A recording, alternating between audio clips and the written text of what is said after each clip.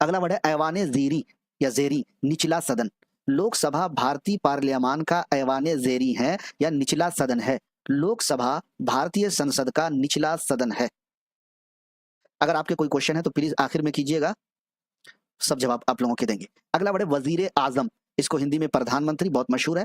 Parliamentary निजाम में वजीर आजम काबीना का सरबराह होता है।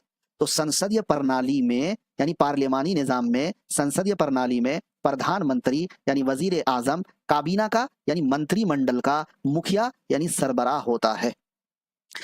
तो साथियों काबीना को मंत्रिमंडल कहा जाता है, इसके लिए ऑलरेडी जुमला आ गया है तो हमने यहाँ पर ऐड नहीं किया है। अगला एक वर्ड अगर आप देखेंगे, यूनियन काउंसिल ऑफ मिनिस्टर्स को बोला जाता है केंद्रीय मंत्री परिषद।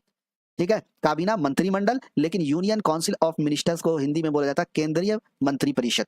अगला वर्ड मुआविन उर्दू मुतरजिम की मेयारी तैयारी के लिए AR डिजिटल के साथ जुड़िए। AR डिजिटल के यूट्यूब चैनल को सब्सक्राइब कर लीजिए, एप्लीकेशन को डाउनलोड कर लीजिए।